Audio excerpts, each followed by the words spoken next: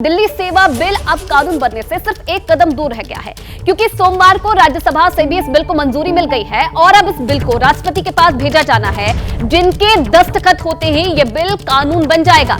लेकिन इन सबके बीच राज्यसभा में कल कुछ ऐसा हुआ जिसकी वजह से आम आदमी पार्टी के सांसद राघव चड्ढा के सामने एक बड़ी मुसीबत खड़ी हो गई है, क्योंकि राज्यसभा में सोमवार को दिल्ली सेवा बिल पर चर्चा के दौरान 5 सांसदों ने राघव चड्ढा के खिलाफ विशेषाधिकार हनन की शिकायत कर दी है। राघव चड्ढा पर आरोप यह लग रहा है कि उन्होंने सेलेक्ट कमेटी के पास बिल भेजने के लिए जो प्रस्ताव दिया था, उसमें 5 सांसदों के नाम बिना उनके संज्ञान के या फिर बिना उनकी मंजूरी के डाले गए थे।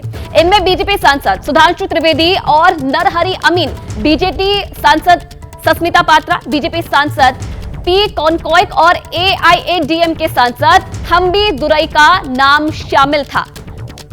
तो ये वो तमाम नाम जिन्होंने आरोप लगाया है कि बिना उनकी इजाजत के उनके नाम दे दिए गए, जिसके बाद माना जा सकता है कि आगे राघव चड्ढा की मुश्किलें बढ़ सकती है। और चलिए इस खबर पर और ज्यादा जानकारी देंगे जैनेंद्र, हमारे संवाददाता। जैनेंद्र, इतनी बड़ी चीज हो जाती है, लेकिन सबसे पहले ये जानना जरूरी है कि जब किसी का नाम दिया जाता है तो उसके लिए रूल्स आखिरकार क्या कहते हैं? रूल्स में क्या लिखा गया है कि क्या जब नाम दिया जाता है तो अनुमति लेने की जरूरत है या फिर बिना अनुमति के भी नाम दिए जा सकते हैं? बिल्कुल, देखिए राघव चड्ढा पर आरोप लगाए जा रहे हैं कि उन्होंने बिना पूछे जो है वो सत्ताधारी और सत्ताधारी गठबंधन के सांसदों का नाम जो है वो प्रस्तावित किया सेलेक्ट कमेटी के लिए, उन पर मिसलीड करने का, फर्जीवाड़े का आरोप लग रहा है। हालांकि राघव का बचाव किया जा रहा है और राघव खुद कह रहे हैं कि जब प्रिविलेज कमेटी में मामला आएगा वो अपनी सफाई देंगे। लेकिन जो आपने नियमों की बात की, मेरे साथ प्रमोद तिवारी जी हैं, वरिष्ठ सांसद हैं और रूल बुक शायद सर आपके हाथ में ही है। जरा बताइए, ये जो राघव चड्ढा का मामला है, उन पर फर्जीवाड़े के आरोप लग रहे हैं, इस पर क्या स्थिति है? आप बात पूरी करें उसके पहले जो कल कहा गया है कि राघव चड्ढा ने फर्जी हस्ताक्षर कर दिए, अरे इसमें हस्ताक्षर होते ही नहीं। ये भाजपा है, जो झूठ लोग बोलते हैं, ये महाझूठी पार्टी है। उधर से आरोप आ रहे, इसमें तो सिर्फ ये है कि अगर प्रवर समिति को सौंपने का हमारा अनुरोध है तो हम संभावित नाम दे देते हैं और रास्ते चलते हैं, उनसे बात भी हो जाती है। पहले तो इन लोगों का वादा था, इनमें से बहुतों का, कि वो मतदान में हिस्सा लेंगे और सरकार के खिलाफ, पर वारे ईडी, वारे सीबीआई। सुधांशु त्रिवेदी का वादा था कि वो सरकार के खिलाफ वोट करेंगे। नहीं, प्रवर समिति में जब बनेगी, यही तो आके दिक्कत है। प्रवर समिति में जो जाएंगे तो वो सत्ता पक्ष रखेंगे या जो उनके विचार हो वो रखेंगे। अगर वो कमेटी के सदस्य नहीं होना चाहते तो कह देंगे मैं नहीं होना चाहता। लेकिन जो संभावित नाम हो सकते हैं, जिनको कह देते हैं कि हाँ ठीक है प्रवर समिति में, तो प्रवर समिति में बनने का मतलब ये नहीं कि वो सरकार के खिलाफ बोलेंगे, वो जाके वहाँ सरकार की हिफाजत करेंगे, ये दल सरकार की हिफाजत करेंगे। जिसका नाम देना है, क्या उससे पूछना बनता नहीं है? जरूर बातचीत। वही लोग कह रहे, नरहरि अमीन हो, सुधांशु त्रिवेदी हो, एआईएडीएमके के एमपी हो, कह रहे कि हमसे पूछा नहीं, हमारा नाम दे दिया। देखिए, इन 3 पार्टियों की मजबूरी है, बीजू जनता दल, बीआरएस और आंध्रा के जगन जी। तो जब इनकी बात हुई हो तो उस समय तो कह रहे थे कि हम वोट भी करेंगे, समर्थन भी करेंगे।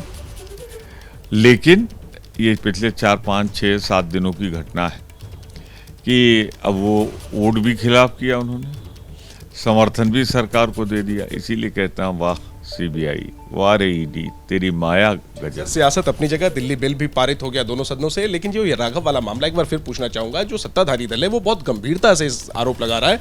एक तरफ प्रिविलेज का मामला बताने की कोशिश हो रही है, दूसरी तरफ एफआईआर दर्ज करने की कोशिश हो रही है। आपकी बातों से लगता है कि कोई बहुत गंभीर बात है ही नहीं? देखिए, सरकार उनकी, सत्ता उनकी, रिपोर्ट लिखा सकते हैं, वो जो चाहे कर सकते हैं, पर नियमता वो पहले बताएं। जो झूठा आरोप उन्होंने लगाया था कि हमारे फर्जी हस्ताक्षर बनाए गए, उसमें हस्ताक्षर तो होते ही नहीं, तो बनाए क्यों गए?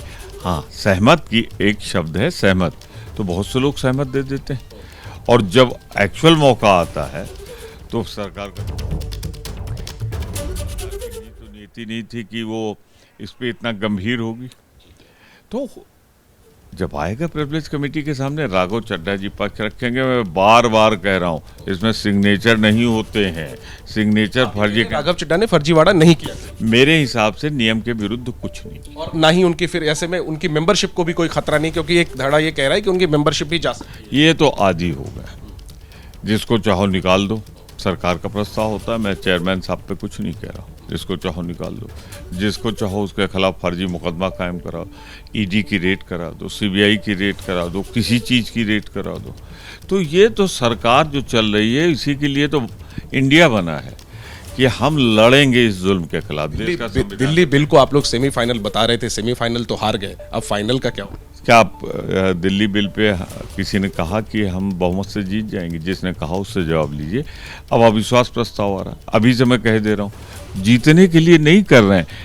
अविश्वास प्रस्ताव का सही मायने होता है कि पिछले 6 महीने सरकार के जो कार्यकलाप हैं, खास तौर से 6 महीने, वरना पिछले 4.5 साल के कार्यकलाप पे हम चर्चा कर सकते हैं, और इसीलिए लाया जाता है। वरना तो मोदी जी जो 75 कॉन्स्टिट्यूशन का आर्टिकल है, उसके हिसाब से तो सदन में रहना चाहिए, सारे प्रधानमंत्री रहते। ये इकलौते प्रधानमंत्री हैं जो सदन को कुछ नहीं समझते। कई दिन जाते हैं लोकसभा, राज्यसभा में तो उनकी सूरत देखे हुए अरसा हो गया। तो हम मजबूर कर दिया, हमारी रणनीति की सफलता है। ठीक है, जिस ठीक है, मणिपुर के ज्ञानेंद्र नाम कहीं ना पर कहीं आप देखिए इस बात से इनकार कर रहे हैं कि फर्जीवाड़ा नहीं हुआ, लेकिन ये बात भी मान रहे हैं कि रूल्स ये कहते हैं कि जब किसी का नाम दिया जाता है तो उनसे परमिशन भी ली जाती है। चलिए, बहुत धन्यवाद ज्ञानेंद्र आपका तमाम जानकारी देने के लिए। नीरज पांडे भी हमारे साथ यहाँ पर जुड़े हुए हैं, उनसे भी बात कर लेते हैं। नीरज, कांग्रेस सांसद प्रमोद तिवारी को हमने सुना, ये बात वो कह रहे हैं कि जब नाम दिया जाता है, ये बात वो मान रहे हैं कि जब नाम दिया जाता है किसी का तो बाकायदा उसकी परमिशन ली जाती है, लेकिन फर्जीवाड़ा नहीं हुआ है। इस बात को भी वो मान रहे हैं कि फर्जीवाड़ा किसी भी तरीके से नहीं किया गया है। देखिए, प्रमोद तिवारी चाहे जो कुछ कहें, लेकिन अगर सदस्यों ने खुद सदन के अंदर उठकर अपनी इस बात का अपोज किया है कि उन्होंने नाम नहीं दिया और उनकी बिना सहमति के उनका नाम दिया गया है, तो निश्चित रूप में एक बड़ा मामला बनता है, प्रिविलेज का मामला बनता है।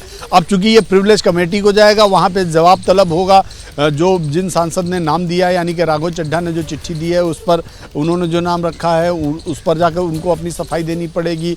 रिटेन में जो जिन सांसदों के नाम गए हैं और जिन्होंने अपोज किया है, उनको भी जाकर प्रिविलेज कमेटी में अपना कंसर्न देना पड़ेगा, अपना प्रत्यावेदन देना पड़ेगा कि क्यों उन्होंने अपोज किया और किस कारण से किया। तो ये तो जांच का विषय है और जांच में तमाम तथ्य सामने आएंगे। और निश्चित रूप में ये बात सही है कि प्रिविलेज सेलेक्ट कमेटी में ऐसे वोरली भी लोग दे देते हैं कंसर्न, लेकिन बड़ा सवाल यहाँ पर ये है कि ये कैसे हो सकता है कि सुधांशु त्रिवेदी जो भारतीय जनता पार्टी के सांसद हैं, उन्होंने अपनी कंसेंट दी होगी। कल मेरी उनसे ऑफ द रिकॉर्ड बात भी हुई और उनसे मैंने बात भी की, तो उन्होंने कहा मुझसे तो कभी एक बार भी पूछा भी नहीं इस बात के लिए कि मैं सिलेक्ट कमेटी के लिए रिकमेंड कर रहा हूँ और उसमें मैं आपकी कंसेंट चाहता हूँ या मैं आपका नाम देने जा रहा हूँ। अगर मुझसे पूछा होता तो मैं उसी समय मना कर देता। आगे अब ये जो मामला है किस ओर जाता है, क्या रुख रहता है अब राघव चड्ढा का आगे? जैसे ही घड़ी का काटा दोपहर 2:30 पे आए, बबीता जी का दिल सास बहू साजिश के लिए मचल जाए।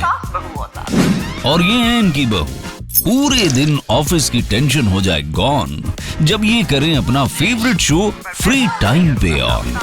इनकी तरह आप भी देखें अपना फेवरेट शो अपने टाइम पर और डाउनलोड कीजिए एबीपी लाइव ऐप अपने स्मार्ट टीवी पर।